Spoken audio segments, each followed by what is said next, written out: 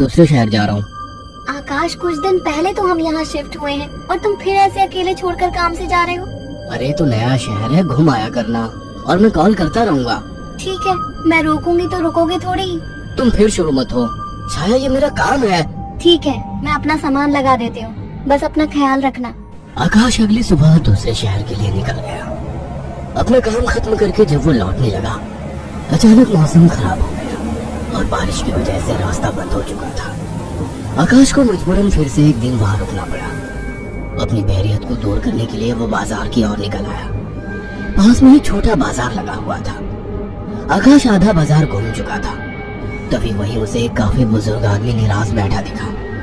उसके पास दो छोटी छोटी मूर्ति और एक थोड़ी बड़ी मूर्ति थी, जिस पर काफी अच्छी कारीगरी की हुई थी। बाबा, आप क्यों परेशान हो? कुछ नहीं बाबूजी, बस सुबह से कुछ भी नहीं बिका। अरे बाबा, परेशान ना हो। ये मूर्ति कितने की है? एक काम कीजिए, ये 2000 रुपए है, ये मुझे दे दीजिए। बुजुर्ग ने डरते और झिझकते हुए कहा, लेकिन बेटा, ये मूर्ति शापित है। ये सब बकवास बातें होती है बाबा, कोई शाप वाप नहीं होता है। लाओ, ये मूर्ति मुझे दे दो।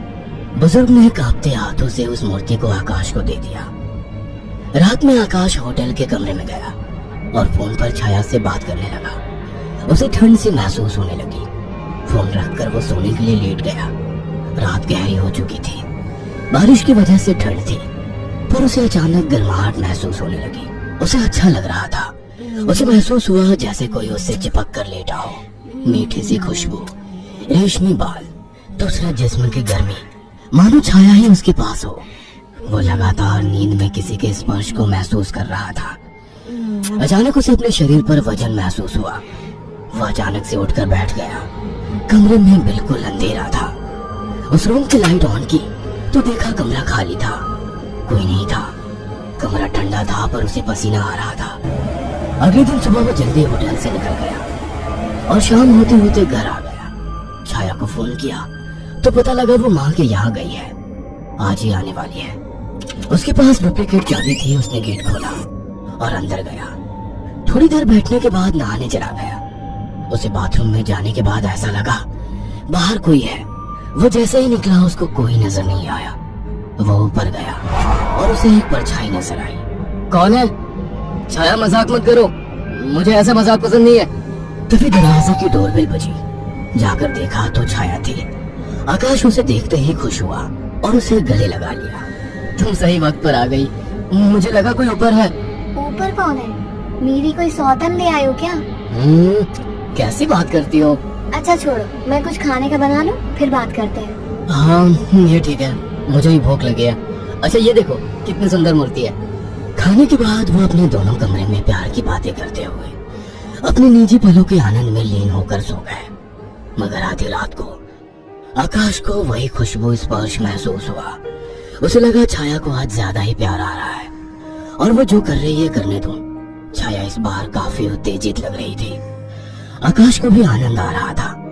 अंधेरे में छाया ने आकाश के सारे कपड़े उतार दिए और पागलों की तरह उसके जिस्म को चूमने लगी। आकाश भी पूरी तरह से उत्तेजित हो गया था। छाया की गरम गरम सांसें आकाश को पूरी तरह से पागल बना दे रही थी और वासना का खेल चरम सीमा तक पहुंच गया। कुछ ही पलों का वासना का वेग लंबी लंबी और गहरी सांसों के बीच शांत हो गया। सुबह आकाश ने देखा छाया जाग चुकी थी। छाया चाय लेकर आकाश के पास आ गई। उठो, चाय पी लो। वह चाय के लिए उठा तो छाया बोल उठी, ये मूर्ति लेकर कब से सोने लगे तुम? अरे ये तो साइड में रखी थी, वहाँ बिस्तर में कैसे आ गई? आ गई होगी। एनीवे, चलो तैयार हो जाओ, ऑफिस जाओगे ना? लाओ, इस मूर्ति को मैं रख देती हूँ। थोड़ी देर बाद छाया कमरे में सफाई करने गई। वो काम में बिजी थी, पर उसे लगा जैसे मूर्ति उसे देख रही है। जैसे उसने मूर्ति की तरफ देखा, मूर्ति अपनी जगह जैसी थी वैसी ही रखी थी। छाया काम खत्म करके कमरे से निकलने को हुई तो अचानक मूर्ति गिर गई। छाया ने पलट के मूर्ति को उठाया। अचानक मूर्ति मुस्कुराई। छाया डर गई और मूर्ति हाथ से छूट गई। डरते डरते उसने मूर्ति को उठाया तो उसने देखा वो सामान्य थी। शैतान मूर्ति, डराती है मुझे। ये कहकर उसने मूर्ति को अलमारी में रख दिया। काम खत्म कर छाया नहाने गई और जैसे ही उसने कपड़े उतारे और पानी का नल खोला, गर्म पानी उस पर गिरा। वो चिल्ला उठी और बिना कपड़ों के बाहर निकलकर भाग आई। उसके जिस्म पर छाले हो चुके थे। उसने आकाश को फोन किया। आकाश तुरंत चला आया और उसको अस्पताल ले गया। आकाश ने ऑफिस से कुछ दिन की छुट्टी ले ली। छाया, ये सब कैसे हुआ? पता नहीं, नल से गर्म पानी अचानक निकला। मुझे सब अजीब सा लग रहा है, मानो मुझे कोई देख रहा हो। तुम आराम करो, मैं कुछ खाने को लेकर आता हूँ। छाया लेटी हुई थी। अचानक उसने ध्यान दिया, मूर्ति उसकी ही तरफ घूर रही थी। अचानक उसे याद आया कि मूर्ति को तो उसने अलमारी में रख दिया था। अचानक वो मूर्ति हिलने लगी। छाया चीख उठी। आकाश दौड़ता हुआ आया। क्या हुआ? ये मूर्ति अभी खुद चली थी। तुम्हारा वहम होगा छाया। मगर रात को आकाश को फिर से चुंबन के स्पर्श महसूस हुए। वो नींद में था और चाह के आंखें नहीं खोल पा रहा था, परंतु आकाश को चुंबन के स्पर्श उत्तेजित कर रहे थे। उसके मुंह से आवाजें निकल रही थी। अचानक छाया की आंख खुल गई और उसने जो देखा वो हैरान रह गई। उसने देखा कि एक लड़की काली परछाई के रूप में आकाश के कपड़े खोल रही थी और वो देखते ही चिल्लाने लगी। आकाश, वो काली परछाई! अचानक कमरे के शीशे में चटक सी आवाज आई और शीशा टूट गया। आकाश उठकर बैठ गया। ये शीशा कैसे टूटा? और तुम चिल्लाई क्यों? आकाश, वो कोई काली आत्मा थी। मैंने अभी देखा, वो तुम्हारे साथ संबंध बना रही थी। क्या तुम्हें बिल्कुल पता नहीं लगा? कौन? क्या कह रही हो? मुझे महसूस तो हुआ, पर मुझे लगा तुम हो। पागल हो क्या? ऐसी हालत में मैं संबंध बनाने की सोचूंगी? आकाश, वो एक काली परछाई थी, पर वो एक लड़की थी। तभी मुझे कल रात को जब ये सब महसूस हुआ तो मुझे कुछ अजीब सा लगा था। मुझे ऐसा होटल में महसूस हुआ कि जैसे मेरे पास कोई तो है। और अगले दिन मैं घर आ गया था। तब से जब भी सोता हूँ ऐसा कुछ होता है। मुझे लगता था कि तुम हो।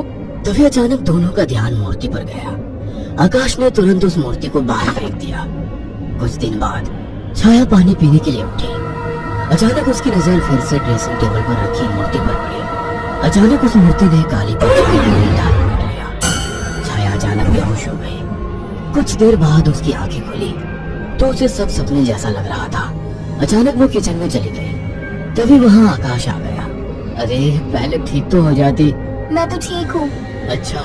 हाँ, आज तो मुझे एक अलग ही सुबह लग रही है। ओके, तो अब चलो आराम करो। मैंने तुम्हारे लिए कुछ दिन की छुट्टी ली है।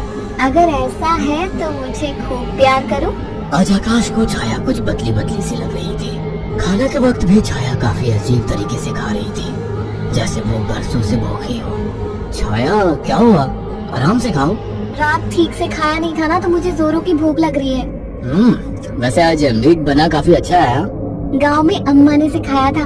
अम्मा ने? कौन सी अम्मा ने? तुम तो कभी गाँव गई ही नहीं। वो सब छोड़ो, सुनो ना, मेरा मन रोमांस का हो रहा है। तुम्हें लगता है ये सही वक्त है? प्यार करने का कोई वक्त नहीं होता। अचानक छाया आकाश से जाकर लिपट गई। उसके जिस्म को चूमने लगी। आकाश ने देखा छाया ने आज साड़ी भी अलग तरीके से बांधी थी। दोनों के बीच संभोग क्रिया होने लगी। दोनों काफी उत्तेजित थे। अचानक आकाश को फिर से छाया में वही खुशबू और स्पर्श महसूस हुआ। छाया आकाश को छोड़ने का नाम तक नहीं ले रही थी। आकाश को महसूस हुआ ये छाया नहीं है। आकाश ने एक झटके से छाया को धक्का दे दिया। रुक क्यों गए? प्यार करो मुझे, रुक क्यों गए? आवाज में भारीपन था। आकाश की आंखें बंद थी, पर जैसे उसने आंखें खोली, जिसमें छाया का था लेकिन चेहरा किसी और का था। आकाश ने कांपती आवाज में कहा, मेरी बीवी कहाँ है? छाया के चेहरे के हाव भाव बदलने लगे। उसका चेहरा सफेद और आंखें काली थी। वह गुस्से में बोली, मुझे पसंद नहीं थी वो, मार डाला उसे। अचानक वो एक परछाई में कोई नहीं था। अचानक एक दिन दादी की मौत हो गई।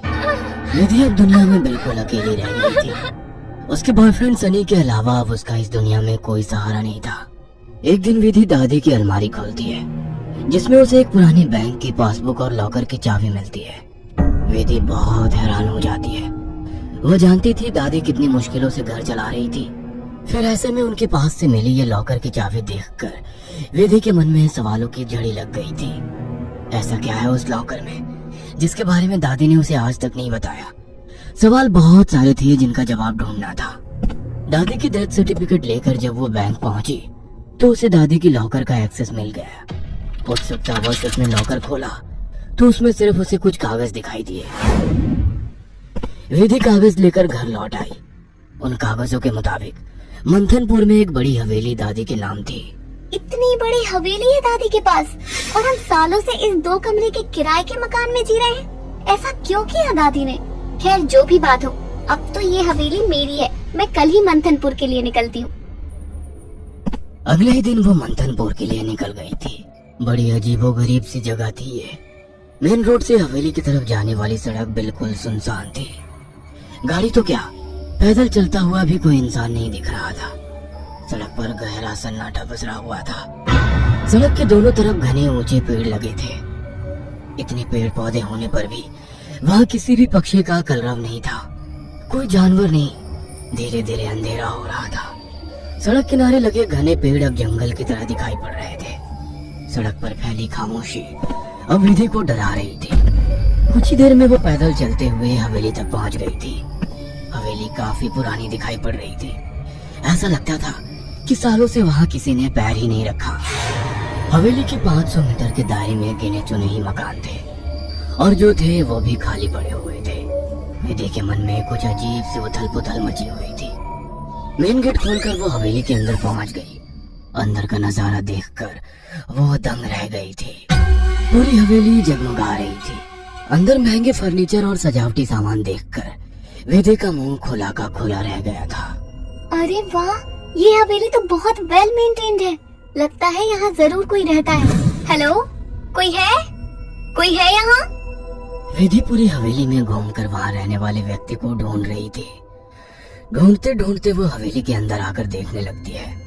तभी एक बूढ़ी औरत ना जाने कहां से विधि के सामने आ जाती है।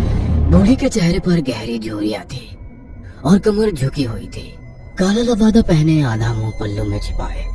वो औरत बेहद डरावनी लग रही थी। आउच! डरा दिया आपने। क्यों आई हो यहाँ? लौट जाओ। मैं कहीं नहीं जाने वाली, ये मेरी हवेली है। बाय द वे, आप कौन?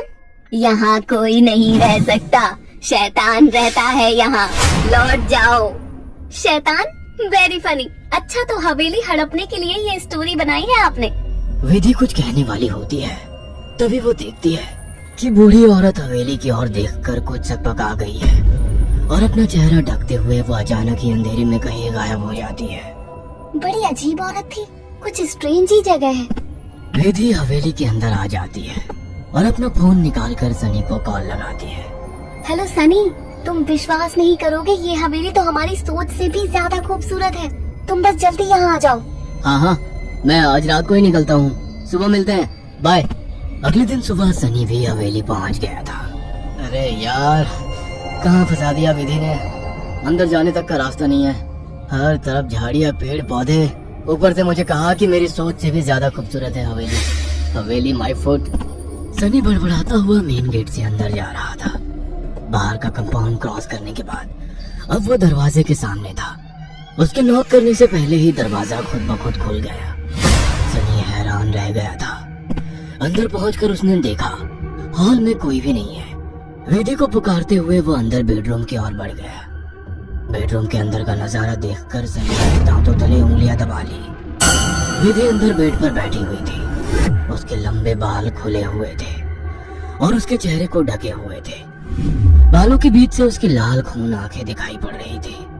दोनों हाथ और पैरों की मदद से वो बेड पर ऐसे बैठी हुई थी मानो कोई जानवर हो। उसकी खूबसूरती गुलाबी त्वचा जगह जगह से कटी थी और सफेद पड़ गई थी। विधि को देखकर सनी जोर से चिल्लाया, विधि, ये क्या हो गया तुम्हें? सनी की बात सुनकर विधि ने डरावने अंदाज में गर्दन टेढ़ी की। अब उसके चेहरे पर से कुछ बाल हट गए थे। वह भयानक आवाज के साथ हंसने लगी। उसके मुंह से किसी जानवर की तरह लार गिर रही थी। अचानक ही वह पूरी ताकत से चिल्लाई।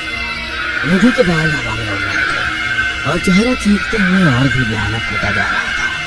काले दांत और सफेद पड़ चुकी आंखें आकार में बड़ी होती जा रही थी। सनी के अंदर और देख पाने की ताकत नहीं बची थी। अपनी पूरी ताकत लगाकर वो कमरे से बाहर की तरफ भागा। बाहर हवेली के दरवाजे तक पहुंचा ही था कि विधि की दर्द से भरी आवाज सुनाई पड़ी। सनी, मुझे छोड़कर मत जाओ, मुझे बचा लो। सनी, ये मुझे नहीं छोड़ेगा। बहुत दर्द हो रहा है, बहुत दर्द हो रहा है। विधि जोर जोर से रो रही थी और सनी को रोकने के लिए बोल रही थी। विधि की ऐसी दर्द भरी आवाज सुनकर सनी तड़प उठा और दौड़कर उसके कमरे की तरफ वापस आ गया। ये सब क्या हो गया विधि? ये सब क्या हो गया? मैं क्या करूं, बोलो। बहुत भूख लगी है, तेरा खून पीना है। इतना कहकर विधि अजीब तरीके से मुस्कुराने लगती है और अपने हाथों और पैरों की मदद से जमीन पर रेंगते हुए सनी की ओर बढ़ती है। सनी बिजली सी तेजी दिखाकर कमरे से बाहर निकल आता है और कमरे का दरवाजा बाहर से बंद कर देता है। सनी की कुछ समझ नहीं आ रहा था। वह विधि की मदद करना चाहता था। उसे ऐसी हालत में छोड़ना उसे मौत के मुंह में धकेलने जैसा था। वो बाहर जाकर मदद मांगने का निर्णय लेता है और तुरंत बाहर निकल आता है। हवेली के अंदर दूर दूर तक केवल सन्नाटा छाया हुआ था। अंदर से रह रहकर विधि की दर्द भरी चीखें सुनाई दे रही थी। मदद की उम्मीद में सनी दौड़ते हुए आगे भागे जा रहा था। तभी उसकी नजर एक चर्च पर पड़ी। चर्च काफी जर्जर हालत में था। सनी इधर उधर देखता हुआ अंदर पहुंच गया। दोनों हाथ आपस में बांधकर वो फूट फूट कर रो रहा था। Please God help me, please. कहाँ जाऊं मैं? किससे मदद मांगू? प्लीज। कोई प्रॉब्लम है क्या? मुझे बता सकते हो? फादर की बात सुनकर सनी सारी बातें फादर को बता देता है। परेशान मत हो डियर, मैं तुम्हें होली वाटर दे रहा हूँ। जाकर अपने गर्लफ्रेंड के ऊपर छिड़क देना। God bless. Sunny holy water लेकर हवेली लौट आया था। उसने विधि के रूम का दरवाजा खोला तो वो दीवारों पर चल रही थी। उसके मुंह से खून बह रहा था और वो जोर जोर से हंस रही थी। दरवाजा खुला देख उसने टेढ़ी सी नजर से सनी को देखा और दीवार से नीचे कूदकर उसकी ओर बढ़ने लगी। सही समय पर सनी ने हॉलिव के ऊपर छिड़क दिया। एक जोरदार चीख के साथ दूर जा गिरी और एक काला सा साया कमरे से बाहर की तरफ जाता हुआ दिखाई दिया। विधि, वो चला गया। तुम ठीक हो? हाँ, वो चला गया, लेकिन अब वो अकेला नहीं आएगा। वो बुढ़िया सही कहती थी, ये घर नहीं शैतान का बसेरा है। यहाँ एक नहीं 5 शैतानी ताकत है। जल्दी चलो विधि, हम यहाँ से दूर निकल जाएंगे। सनी विधि को सहारा देकर ले जाने लगता है। तभी विधि की आंखें पलट जाती है और वो सनी को दूर धकेल देती है। सनी जाकर दीवार में टकरा जाता है। तभी फादर वहाँ आ जाते हैं। मैं जानता था यहाँ एक नहीं बल्कि कई शैतान हैं जो तुम्हें नुकसान पहुँचाने की कोशिश जरूर करेंगे। तुम्हारी दोस्त पोजेस्ड है, यह आसानी से उसका शरीर नहीं छोड़ेंगे। मुझे ही कुछ करना होगा। फादर होली वाटर को विधि पर छिड़कते हैं जिससे कुछ पल के लिए शैतान कमजोर हो जाता है। उसी समय वे दोनों उसे बेड से बांध देते हैं। उसके बाद फादर प्रेयर बोलने लगते हैं और वाटर की कुछ बूंदें उसके ऊपर गिराने लगते हैं।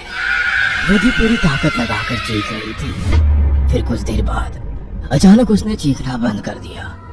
भयंकर सी आवाज में उसने कहा, ये मेरा शिकार है, तुझे क्या लगता है इसे बचा लेगा? इसके बाद विधि ने झटके से अपने दोनों हाथों पर बंधी रस्सी को खींच तोड़ लिया और अपने हाथों और पैरों को उल्टी दिशा में मोड़ने लगी। कट कट की आवाज के साथ उसकी हड्डियों के टूटने की आवाज आ रही थी। विधि की दिल को चीरती चीखों को सुनकर सनी की आंखों से भी आंसू बह रहे थे। फादर ने वाटर छिड़कते हुए विधि के चारों ओर एक गोला बना दिया। अब वो उस गोले से बाहर नहीं आ पा रही थी। फादर लगातार प्रेयर कर रहे थे। अचानक कड़ाक की आवाज आई और विधि की गर्दन पीछे की तरफ घूम गई। विधि का शरीर निढाल होकर जमीन पर गिर गया। सनी पागलों की तरह विधि विधि चिल्ला रहा था। फादर के लिए इस समय सनी की जान बचाना जरूरी था, इसलिए वे उसे घसीटते हुए हवेली से बाहर ले आए और दरवाजे पर वाटर छिड़क कर वहाँ से बाहर आ गए। सनी अभी भी जमीन पर सिर टिकाकर फूट फूट कर रो रहा था कि चमचमाती महंगी कार बंगाल की एक पुरानी बस्ती की सुनसान गली में एक बेरौनक से पुराने मकान के बाहर आकर रुकती है।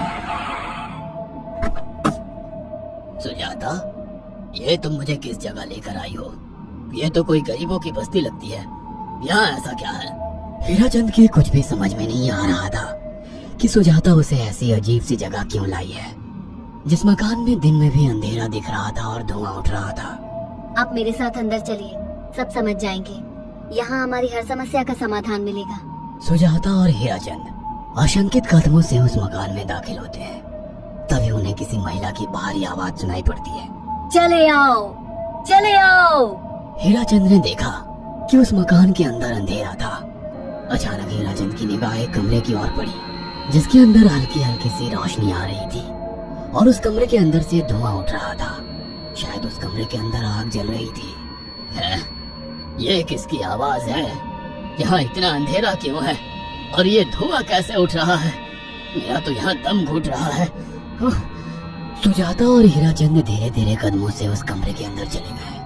अंदर वाले कमरे में बिखरे बाल वाली एक खूबसूरत सी बूढ़ी औरत सामने जल रही आग में एक मुर्गी की गर्दन काटकर उसका खून गिरा रही थी और मुर्गी का शरीर झटपटा रहा था।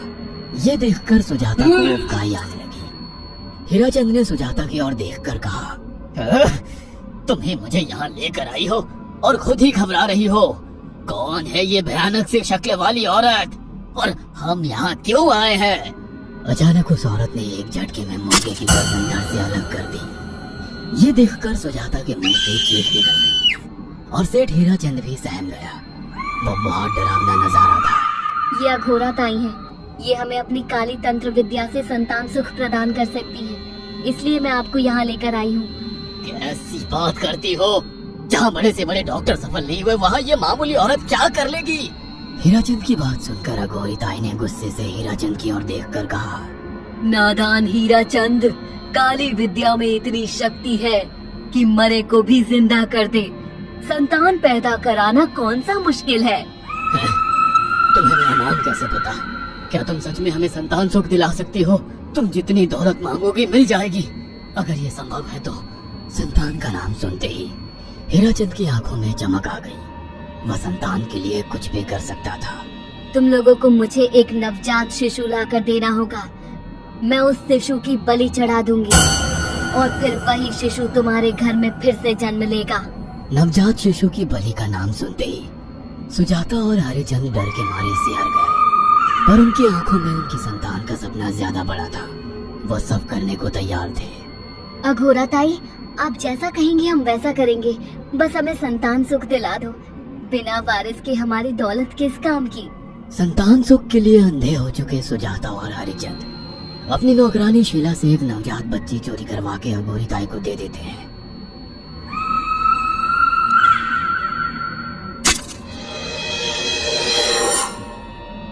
उस शिशु की बलि से सुजाता गर्भवती हो जाती है। देखा आपने अघोरा की तंत्र शक्ति? मुझे उस पर पूरा भरोसा था। चलो चलकर उन्हें धन्यवाद कहते हैं। हीराचंद और सुजाता अघोरा ताई के पास पहुंचते हैं। वो दोनों बहुत खुश थे और अघोरा पर उन्हें अंधविश्वास हो गया था। अघोरा ताई, आप महान तंत्रिका है। आपने वो चमत्कार कर दिखाया जो बड़े बड़े डॉक्टर नहीं कर सके। ये काली विद्या है बेटा। अगर तुम दोनों चाहो तो मैं इस विद्या से तुम दोनों को हमेशा के लिए जवान बना सकती हूँ। क्या सच में ऐसा संभव है? हाँ बिल्कुल, पर इसके लिए तुम्हें जवान लड़के और लड़कियों की बलि चढ़ानी होगी। तुम उन्हें यहाँ तक लाओ, बाकी मैं देख लूंगी। जवान रहने की लालच में अंधे सुजाता और हरिचंद एक अनाथ आश्रमों से हर रोज एक लड़की या लड़के को गोद लेने के बहाने अघोरी के पास बलि चढ़ाने ले जाने लगे। और एक दिन अघोरी ताई ने हीराचंद और सुजाता से इंसानी मांस खाने को कहा। पूरी तरह से इंसान से हैवान बन चुके अब वो दोनों इंसानी मांस खाने के लिए तैयार भी हो गए। ये गर्म खून और मांस खाकर तुम लोगों की उम्र भी बढ़ जाएगी। खाओ इसे। हाँ, सच में ये इंसानी मांस बड़ा स्वादिष्ट है। अघोरा ने अपनी बातों में फंसाकर सुजाता और हरिचंद को नरभक्षी बना दिया था। वो तीनों हर दिन बलि चढ़ाकर खून पीकर मांस खाने लगे। नौकरानी शीला भी नए शिकार लाने में उनकी मदद करती थी, मगर एक दिन शीला को शिकार नहीं मिला। मेम साहब, आज एक भी शिकार हाथ नहीं लगा और मैं बहुत थक गई हूँ और घर जाकर थोड़ा आराम करना चाहती हूँ। कोई बात नहीं शीला, एक छोटा सा काम है, तुम हमारे साथ चलो, लौटने में हम तुम्हें घर छोड़ देंगे। जी मेम साहब। शीला नहीं जानती थी कि शिकार नहीं मिलने से सुजाता और हरिचंद अंदर से बौखला गए थे और उनके दिमाग में एक शैतानी चाल चल रही थी। सुजाता, ये बेहोशी की दवा है। शीला के कान में बैठते ही तुम उसे सुंघा देना। आज हमें इसी की बलि देनी होगी। इसने हमारे यहाँ का बहुत खाना खाया, अब हम लोग इसे खाएंगे। वैसे भी ये आगे चल के हमारे लिए खतरा बन सकती थी। कार में बैठते ही सुजाता शीला को बेहोश कर देती है और वो लोग सीधे अघोरी ताई के यहाँ पहुँच जाते हैं, जहाँ अघोरी ताई शीला की बलि चढ़ा देती है और तीनों मिलकर उसे नोच कर खाते हैं। अघोरी ताई, हमको बलि चढ़ाते हुए पूरा 1 साल हो गया है। हमारा बेटा भी साल भर का हो चुका है। अब और कितनी बलि देनी होगी? बस एक आखिरी क्रिया और बची है, उसके बाद तुम दोनों हमेशा के लिए जवान हो जाओगे। कैसी क्रिया अघोरा ताई? 3 दिन बाद सूर्य ग्रहण है। हमें पास के घने जंगल में एक विशेष क्रिया करनी होगी। उसके बाद तुम लोग कभी बूढ़े नहीं होगे। कितना अच्छा होगा, हम हमेशा जवान रहेंगे और सालों साल तक अपनी दौलत से ऐश करेंगे। हाँ, सच कहा। अघोरा ताई ने हमारे हर सपने पूरे कर दिए। 3 दिन बाद बंगाल के बियाबान जंगल में कोहरे और ओस से भीगे पेड़ों के बीच एक घने बरगद की बेलों पर कटे इंसानी सिर लटक रहे थे, जिसमें से खून टपक रहा था। काले जादू का सामान भी रखा था। कितनी भयानक जगह है ये, हर तरफ कटे हुए सर लटक रहे हैं। थोड़ी देर में सब समझ जाओगे। बैठ जाओ और मेरे साथ ये मंत्र दोहराओ। ओ, अघोरा, ये किन लोगों की कटी हुई गर्दनें हैं? आप यहाँ क्या करने वाली हो? हीराचंद की बात सुनकर अघोरा जोर जोर से हंसने लगी और उसने एक शैतानी हंसी हंसते हुए हीराचंद की ओर देखकर कहा, तुम जैसे ही लोगों ने अपनी इच्छाओं को पूरा करने के लिए इन लोगों की बलि चढ़वाई है और फायदा उठाया है। अब तुम दोनों आंखें बंद करके यहाँ बैठ जाओ और मेरे साथ मंत्रों को दोहराते जाओ। अघोरा ने सुजाता और हरिचंद को वशीकरण मंत्र और काले जादू के इस्तेमाल से सम्मोहित कर दिया और देखते ही देखते वो एक भयानक डायन में बदल गई और चीखती हुई बोली, अब मैं तुम दोनों की बलि चढ़ाकर अमर हो जाऊंगी, क्योंकि तुम लोगों ने 100 लोगों की बलि का खून पिया है। देखते ही देखते उस डायन ने फरसे से एक एक करके सुजाता और हरिचंद की गर्दन काटकर जल रही आग में बलि चढ़ा दी और उनका गर्म खून पीने लगी। जब तक तुम जैसे मूर्ख और लालची लोग अपने फायदे के लिए दूसरों को मेरे पास लाते रहेंगे, मैं उनका फायदा उठाकर ऐसे ही उनकी बलि चढ़ाती रहूंगी। दरअसल अघोरा एक डायन थी और अपना स्वार्थ पूरा करने के लिए उसने हीराचंद और सुजाता की लालच का